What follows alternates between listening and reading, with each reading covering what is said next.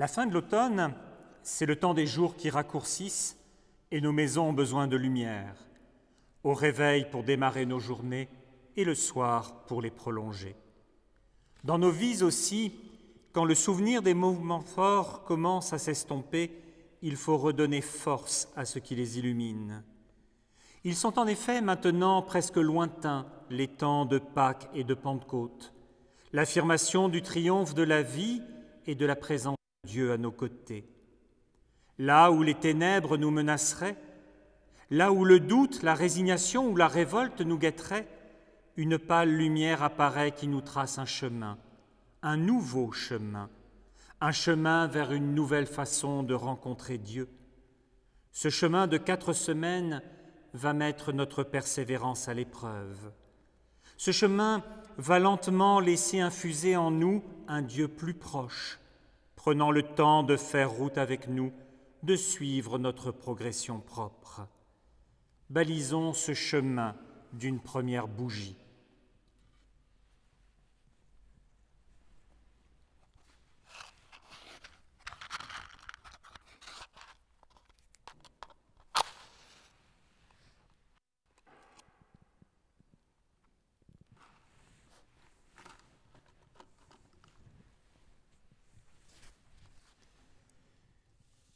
Chantons, chantons, toi qui es lumière.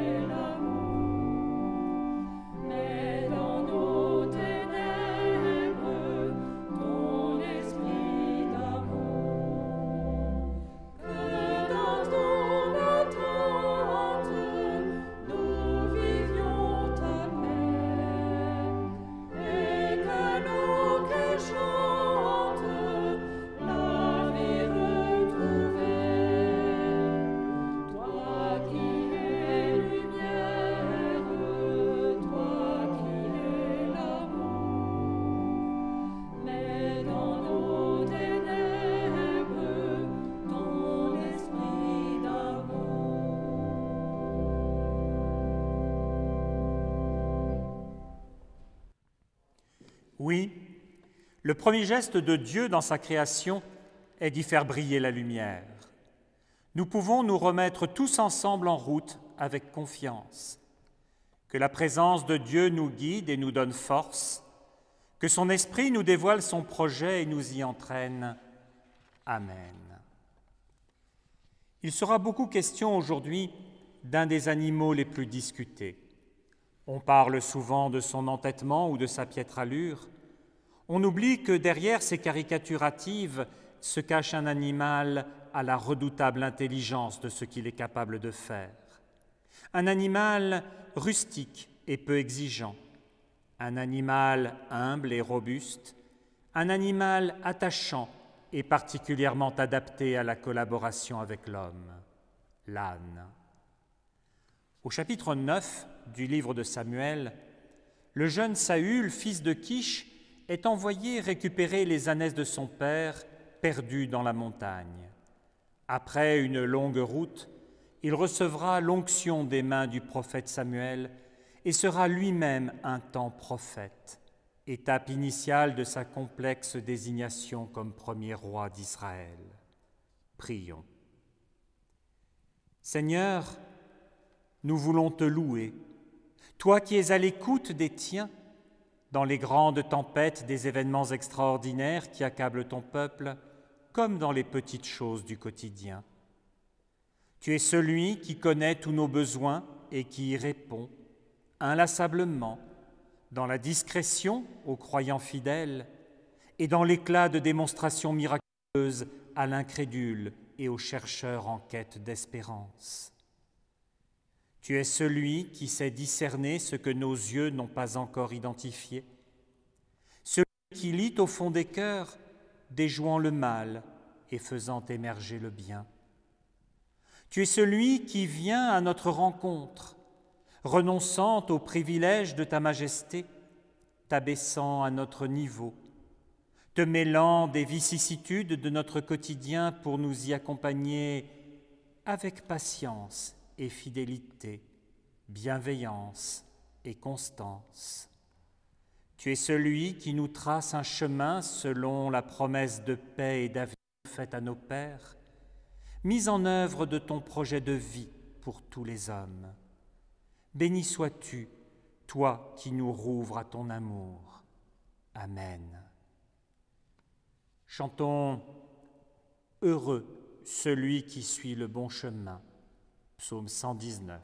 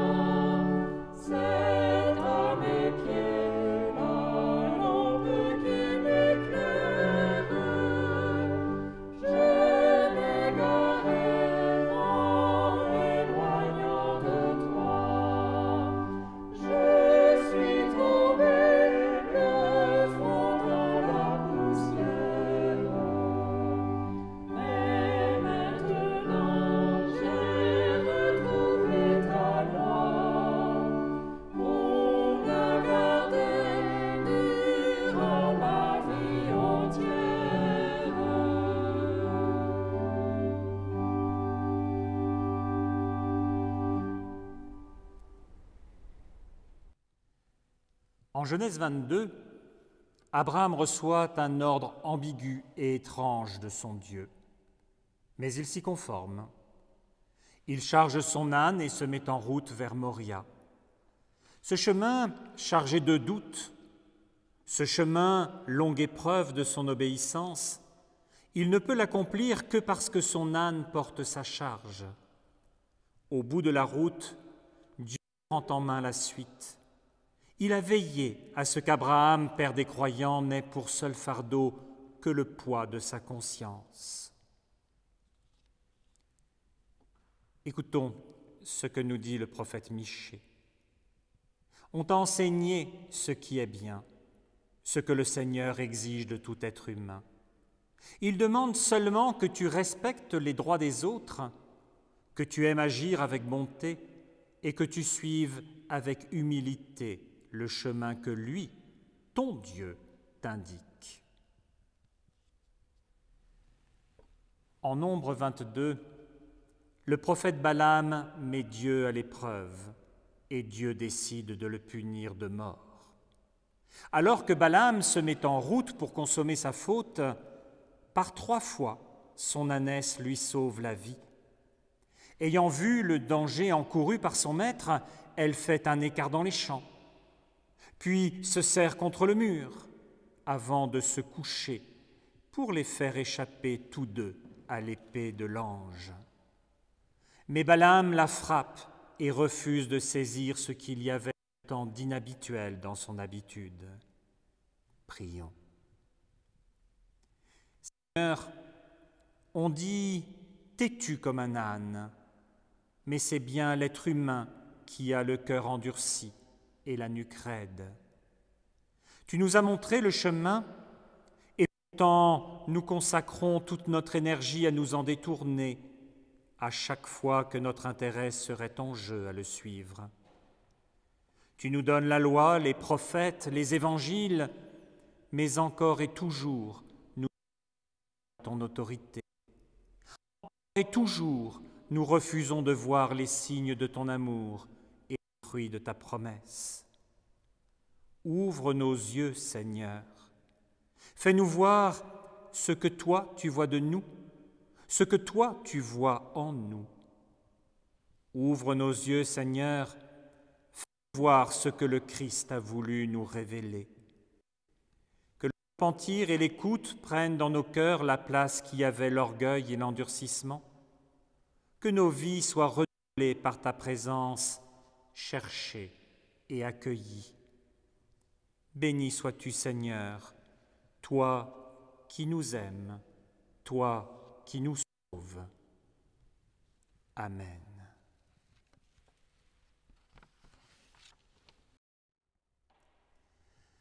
Confessons notre foi. Nous croyons que Dieu est présent dans nos vies. Nous croyons qu'il nous rassemble et qu'il se manifeste là où nous ne l'attendons pas, dans l'imprévu et l'inattendu. Nous croyons qu'il se manifeste aussi là où nous l'avons beaucoup attendu, de façon imprévue et inattendue.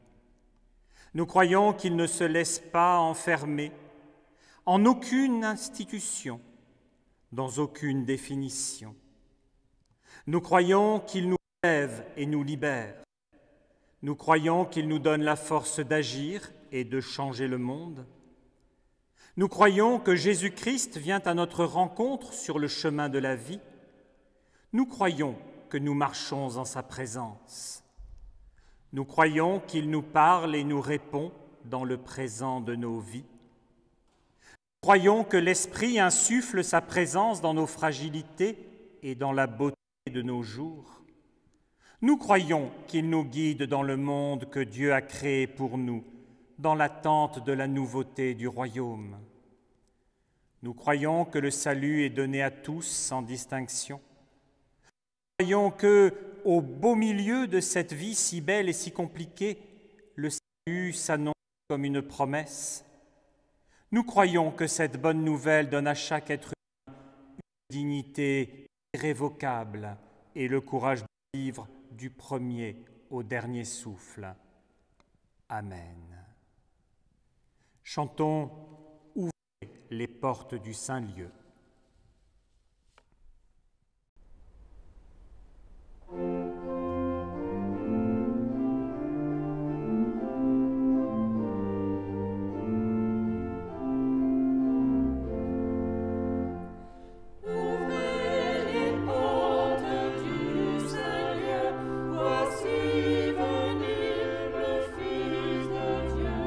Son front de grâce couronné.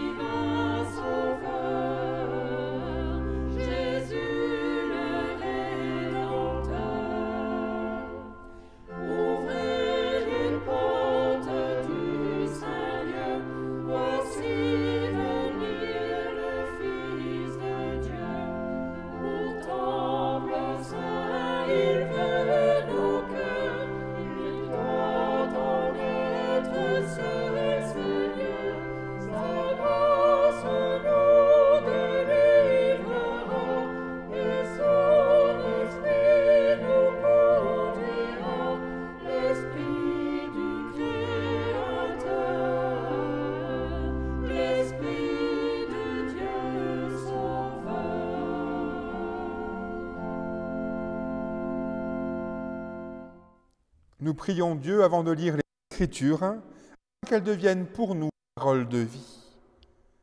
Père, toi qui as parlé face à face avec Moïse, toi qui fis crier et pleurer les prophètes, toi qui as fait jaillir les psaumes de ton peuple et murmurer la sagesse des proverbes, Dieu vivant, qui a mis le Magnificat dans la bouche de Marie et la confession du Christ dans celle de Pierre, toi qui as prononcé ta parole comme une parole humaine dans la vie de ton Fils, par ton Esprit Saint, rends ces paroles vivantes en cette heure, qu'elles deviennent pour nous ta parole.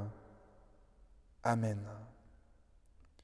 Tout d'abord, dans le Premier Testament, dans le livre du prophète Zacharie au chapitre 9, les versets 9 à 10. Il est là ton roi, il vient à toi, il est juste et victorieux, il est humble et monté sur un âne, sur un ânon, le petit d'une ânesse. Et dans l'évangile de Jésus-Christ selon Matthieu au chapitre 21, nous lisons les versets 1 à 11. Jésus et ses disciples approchent de Jérusalem. Ils sont près de Bethphagée, vers le mont des Oliviers. Alors Jésus envoie 2 disciples en leur disant « Allez au village qui est devant vous. Là, vous verrez tout de suite une ânesse attachée avec une corde et son petit âne avec elle. Détachez-la et amenez-les-moi. On va peut-être vous dire quelque chose, vous répondrez « Le Seigneur en a besoin » et on vous laissera partir tout de suite. Ainsi se réalise ce que le prophète a dit de la part du Seigneur. Dites à la ville de Sion, regarde, ton roi vient vers toi, il est plein de douceur, il est monté sur une ânesse et sur son ânon, le petit d'une bête qui porte des charges. Les disciples partent et ils font tout ce que Jésus leur a commandé. Ils amènent l'ânesse et l'ânon, ils posent des vêtements sur eux et Jésus s'assoit dessus. Beaucoup de gens étendent des vêtements sur le chemin, d'autres coupent des branches d'arbres et ils les mettent sur le chemin. Les foules qui marchent devant Jésus et celles qui le suivent crient « Gloire au Fils de David !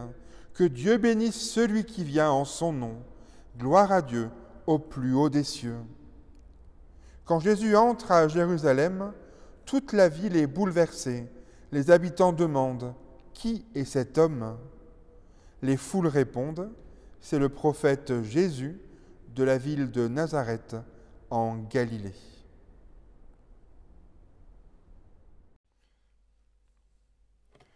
Ils prennent de la place. Ça, de la place, ils en prennent énormément et même parfois insidieusement. On peut même dire qu'ils prennent toute la place disponible dans nos cerveaux, dans nos vies. Que cela soit les enfants, le travail, l'argent, la santé, l'amour, nous sommes toutes et tous confrontés à notre lot de soucis. Dans le monde scientifique, il existe des lois, des postulats basés sur des observations expérimentales répétées et qui décrivent certains aspects de l'univers. Il y a, par exemple, une loi qui dit qu'un gaz s'étend pour occuper tout l'espace disponible. Une autre qui dit qu'une tâche s'étend pour occuper tout le temps qui lui est attribué. Dans le même ordre d'idées, on pourrait parler de la loi de la dilatation des soucis. Elle s'énoncerait donc ainsi: les soucis s'étendent toujours pour occuper tout l'espace mental disponible. Voilà donc la loi de la dilatation des soucis. Il est possible d'observer chez soi, lorsqu'une grosse préoccupation nous siphonne toute notre énergie, nous accapare, un conflit, une tâche importante, une échéance, un examen médical, une grosse facture, les soucis secondaires nous paraissent alors insignifiants. L'étape d'après, l'examen d'après, une tâche moins importante, moins compliquée, un autre conflit, le ménage, l'administratif, une facture moins importante. Puis lorsque le souci principal disparaît, un souci secondaire, qui était pourtant là avant, arrive au premier plan et occupe tout l'espace disponible. Même si objectivement un problème a disparu et que le second problème est plus petit que le premier, le niveau de souci ressenti reste le même. Cette crise sanitaire, humaine et économique que nous traversons avec la Covid-19 en est un exemple. À chaque nouvelle annonce, chaque étape, alors que l'on pensait pouvoir enfin souffler, respirer, vient son lot d'incertitudes et de questions.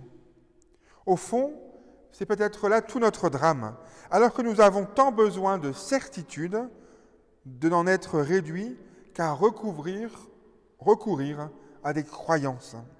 Qu'on parle de médecine ou d'éducation, d'économie ou de gouvernance, de religion ou de foi.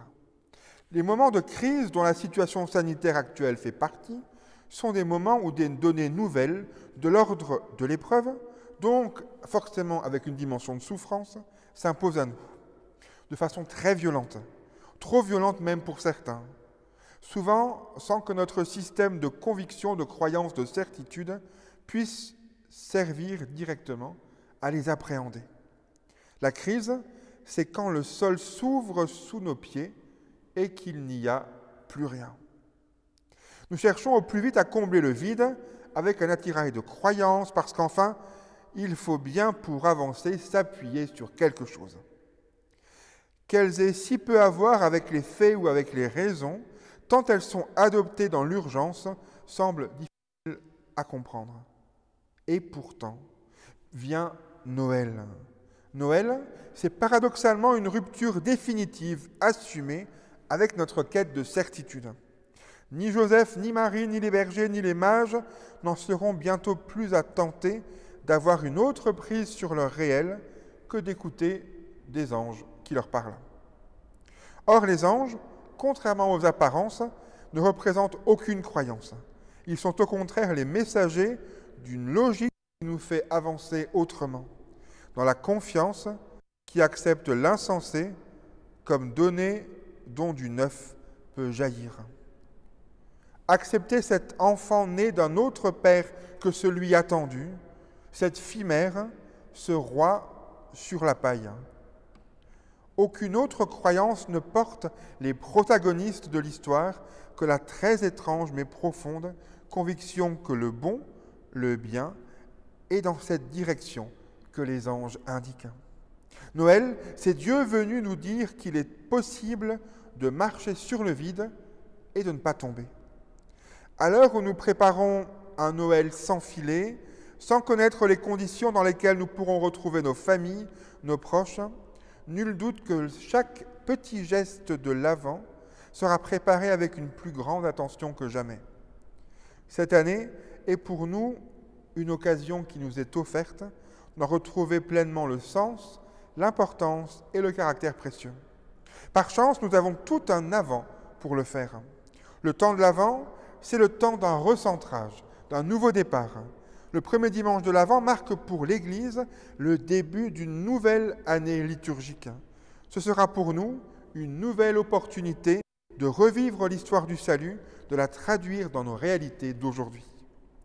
Le début d'une année est toujours quelque chose de particulier, un nouveau départ plein de bonnes résolutions, de projets, avec aussi son lot de choses non abouties, non digérées, de choses douloureuses, avec beaucoup de difficultés à imaginer un avenir avec ces choses-là. Passé et avenir se mélangent jusque dans les textes bibliques de ce culte. Le texte de l'Évangile selon Matthieu cite le prophète Zacharie en montrant le lien entre la foi et l'histoire d'hier et d'aujourd'hui, en faisant de Jésus celui qui réalise pleinement la prophétie de Zacharie quand il entre dans Jérusalem monté sur un âne. Quand ce texte a été rédigé, c'était une période d'enthousiasme pour un vainqueur prestigieux incarné par Alexandre le Grand, initiateur d'un monde nouveau et moderne, Dieu vivant, plébiscité par les prêtres. Ce n'est pas le roi annoncé par le prophète, mais bien celui auquel les chrétiens ont attribué la qualité de Messie, c'est-à-dire Jésus. L'idéal des chrétiens n'est donc pas du côté d'un pouvoir royal ou impérial, comme celui d'Alexandre le Grand. Donc du coup, que signifie pour nous cette réalité pour nous aujourd'hui? Avons-nous vraiment saisi le sens de ce changement de perspective depuis la venue du Christ dans le monde? Cette venue est d'abord le point de départ d'une espérance parce que les promesses de Dieu se sont réalisées pour tous ceux qui ont été délaissés ou abandonnés. Dans le récit de l'Évangile qui fait écho à Zacharie, le peuple reconnaît celui que le prophète avait annoncé et lui réserve un accueil triomphal en lui demandant de le sauver. Le chemin des possibles est ouvert. Un chemin d'espérance est devant eux. Tant de l'avant, tant d'espérance. Et pourtant, regardons autour de nous.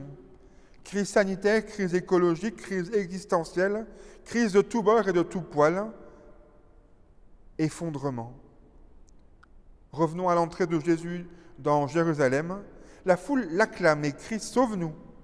Et pourtant, après tout l'enthousiasme débordant, la douche froide de la déception, parce que les choses ne se passent pas comme prévu, comme attendu. Les mêmes qui, avant le glorifier, plus tard diront « Crucifie-le ». Dans notre situation, malgré les mutations nombreuses et la vitesse avec lesquelles elles progressent, que pouvons-nous faire de cette tension entre réalité compliquée et espérance? Tant de l'avant, tant de l'espérance, mais aussi tant de l'attente. Attendre, c'est se tourner vers l'avenir, prendre le temps de voir où l'on veut aller, mais aussi prendre le temps de voir d'où l'on vient. Zacharie, son nom signifie « Dieu se souvient ». Et avec lui, avec les textes bibliques d'aujourd'hui, nous nous souvenons de cet enthousiasme qu'est le sien. Zacharie est plein d'enthousiasme et de joie, et il a raison. Tel que les paroles du prophète l'expriment, « Tressaille d'allégresse aux filles de Sion, pousse des cris de joie aux filles de Jérusalem, car ton roi vient vers toi. » Le temps de l'Avent, temps de l'espérance, oui, mais l'actualité peut à juste titre nous faire croire qu'il n'y a plus beaucoup de raisons d'espérer, et pourtant, 2020, année noire s'il en est, nous aurions sans doute préféré passer directement à 2021. Et pourtant, lorsque l'on regarde de plus près, partout dans ce marasme pas forcément très odorant au premier abord, l'on peut sans doute trouver des pépites. Pour moi, personnellement, cette année 2021, cette pépite a été une naissance. Revenons à nos soucis qui prennent tant de place. Éviter que les soucis, comme des squatteurs, occupent l'entier de l'espace mental, il faut le rappeler qui est le chef et reprendre en main sa planification mentale. Une manière simple de changer son regard sur une situation, c'est d'être dans la reconnaissance. Par exemple, après avoir pleuré ce que l'on a perdu, remercier pour ce que l'on a vécu. La reconnaissance implique la connaissance. Ce n'est pas simplement dire merci, en général dans le vague. Il s'agit de regarder en détail les situations et les gens, droit dans les yeux, les uns après les autres, et remercier spécifiquement pour chacune, pour chacun. C'est pourquoi il s'agit d'une pratique qui demande de la détermination, d'y mettre un effort certain et d'en faire un exercice régulier pour en profiter un maximum. Lorsque l'on est capable de dire merci dans une situation, on reconnaît que tout est don, tout est grâce. Pratiquer la reconnaissance, c'est cultiver une attitude de grâce. On peut pratiquer la reconnaissance quotidiennement pour les petites et grandes choses de la journée qui nous font du bien. Et c'est une manière d'habiter autrement son espace mental, de diminuer, s'accorder aux soucis pour augmenter celle pour les cadeaux de la vie.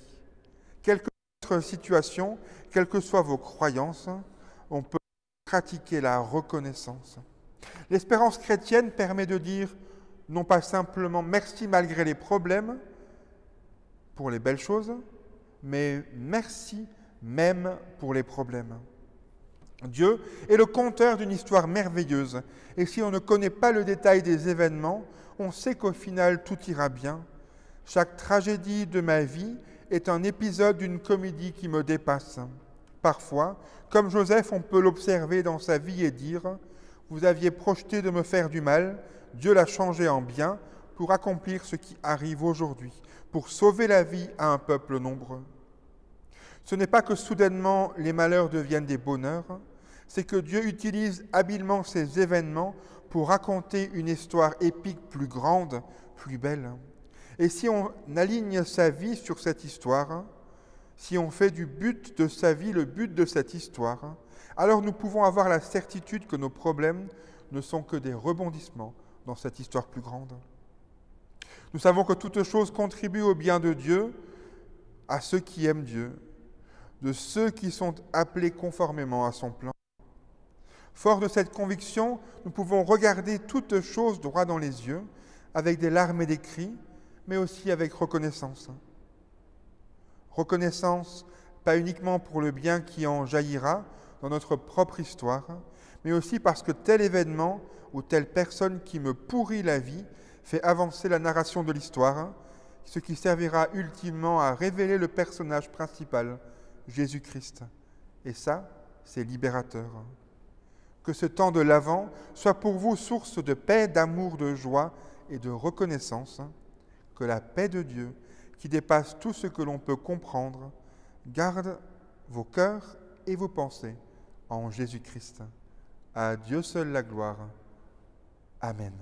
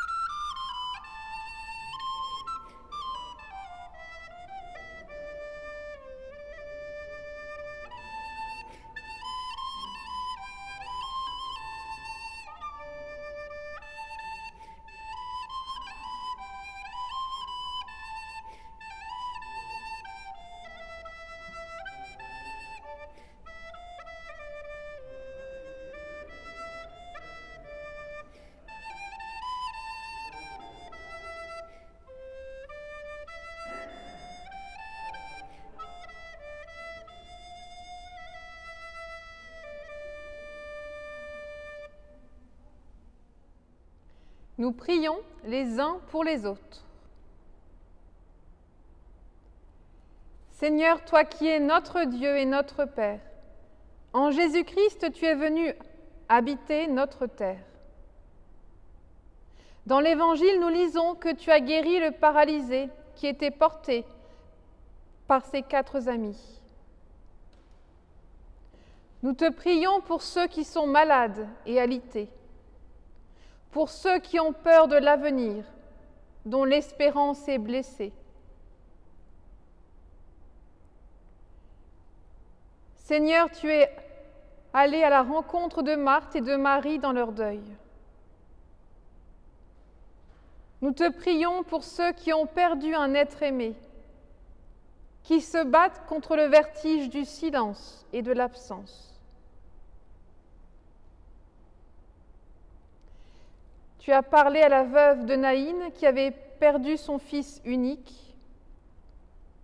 Nous te prions pour ceux qui sont seuls, qui n'ont personne pour partager leur joie, leur peine, leur rire et leurs questions. Seigneur, tu as été adopté par Joseph, tu as donné du souci à tes parents, tu as confié Marie à ton disciple. Nous te prions pour les familles, pour qu'elles soient des espaces de parole et de vie, des refuges où chacun se découvre inconditionnellement aimé. Seigneur, tu t'es arrêté chez Zachée, qui était à la fois riche, petit et méprisé, parce qu'il était collecteur d'impôts. Nous Nous te prions pour ceux qui sont victimes de préjugés, pour ceux qui luttent contre les préjugés, qui savent reconnaître la personne derrière le personnage. Tu as lavé les pieds de tes disciples rassemblés pour ton dernier repas. Nous te prions pour ceux qui se mettent au service des autres, qui ont le courage de s'agenouiller devant leurs prochains.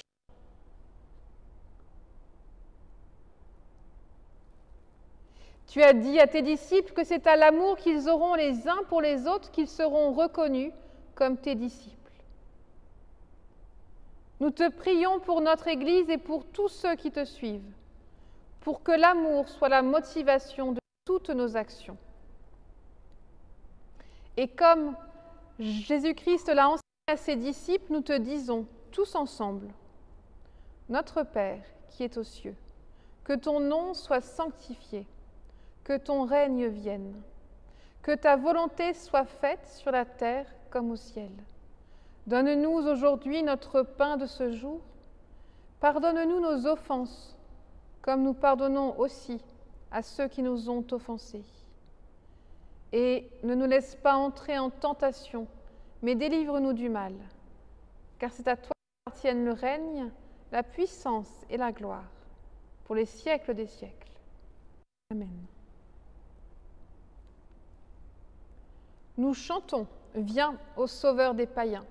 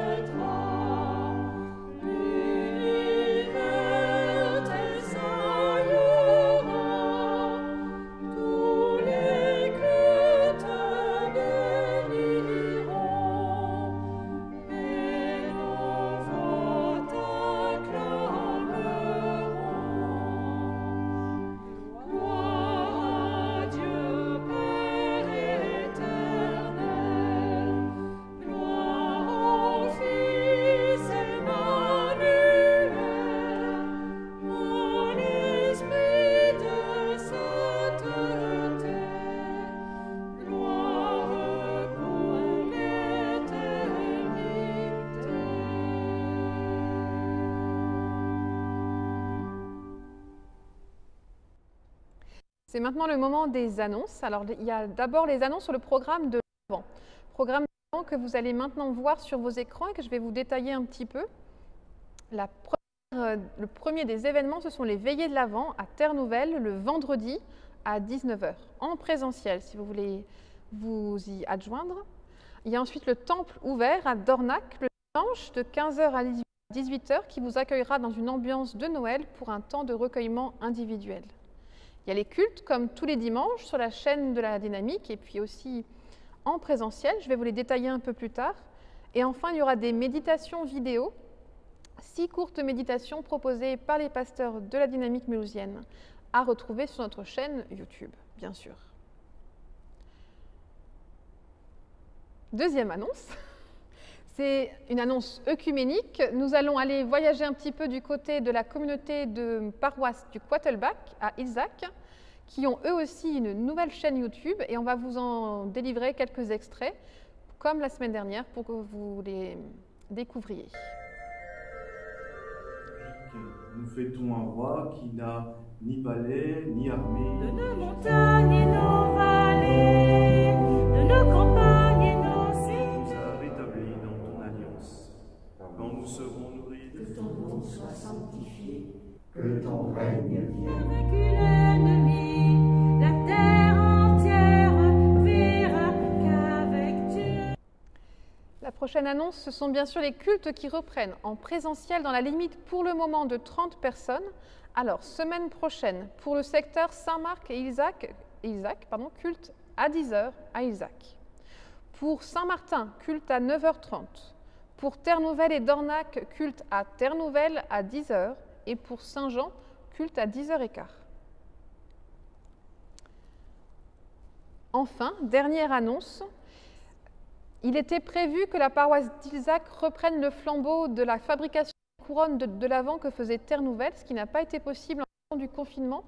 Il n'y aura pas donc de couronne d'Avent, en tout cas de la paroisse d'Ilzac, mais c'était à destination de ceux qui le souhaitaient.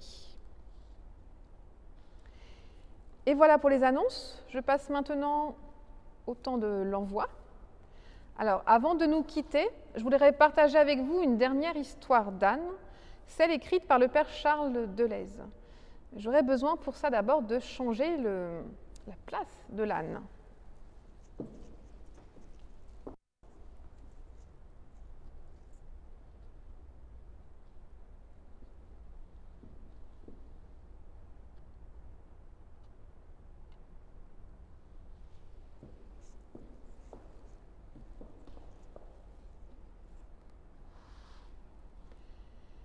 C'est l'histoire d'un âne qui un jour tomba dans un puits.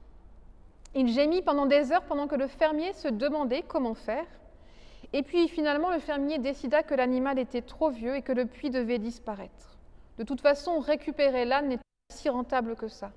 Alors il invita quand même tous ses voisins à venir l'aider. Ils saisirent chacun une pelle et ils commencèrent à boucher le trou. Alors au début, l'âne réalisa ce qui se produisait et se mit à braire terriblement. Et puis d'un coup, à la stupéfaction de tous, il se tut. Quelques pelletées plus tard, le fermier regarda finalement dans le fond du puits et fut étonné de ce qu'il vit. Après chaque pelletée de terre qui tombait sur lui, l'âne faisait quelque chose de stupéfiant. Il se secouait pour enlever la terre de son dos et monter dessus. Et bientôt, chacun fut stupéfait de voir l'âne hors du puits et se mettre à trotter. Sœurs et frères, face à cette année terrible, à la pandémie, aux attentats, au confinement, à la précarité de tous nos projets, nous pouvons faire le choix de la râlerie, de l'agacement, de nous laisser entraîner dans un cercle dépressif, ou bien, comme cet âne, nous pouvons regarder avec lucidité et créativité notre situation et y chercher une issue possible pour s'élever un peu plus haut vers Dieu et lui laisser nous montrer quel peut être le projet lumineux qu'il a pour chacun de nous. Nous chantons notre espérance d'une aube nouvelle.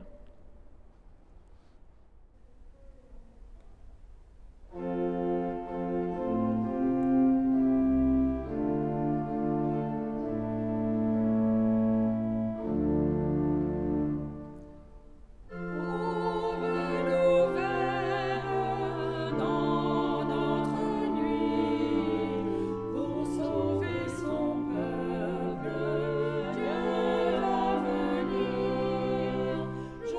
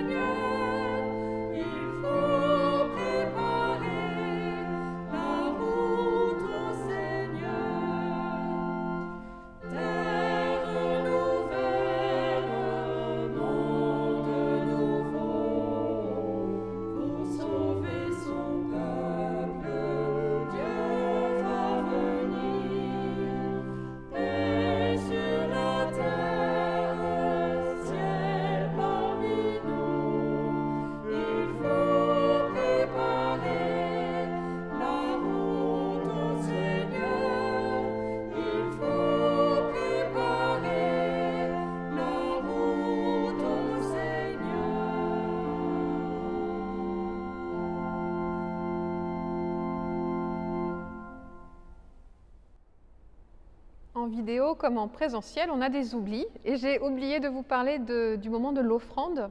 Alors, on est en vidéo, l'offrande sera donc virtuelle et il y a un tout nouveau procédé qui est disponible depuis le site des paroisses protestantes de Mulhouse et Isaac.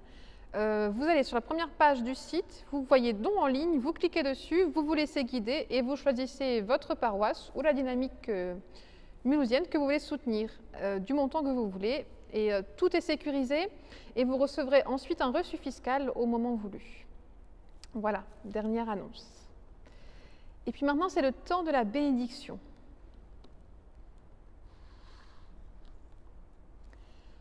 Dieu de miséricorde, nous entrons dans l'Avent.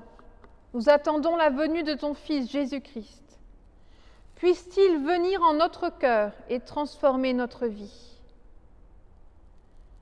Seigneur, bénis ce temps afin que nous soyons vigilants, prêts à l'entendre frapper à la porte de notre cœur et à l'accueillir en notre âme. Bénis ce temps pour que nous puissions nous retrouver nous-mêmes et préparer en nous un espace où t'accueillir.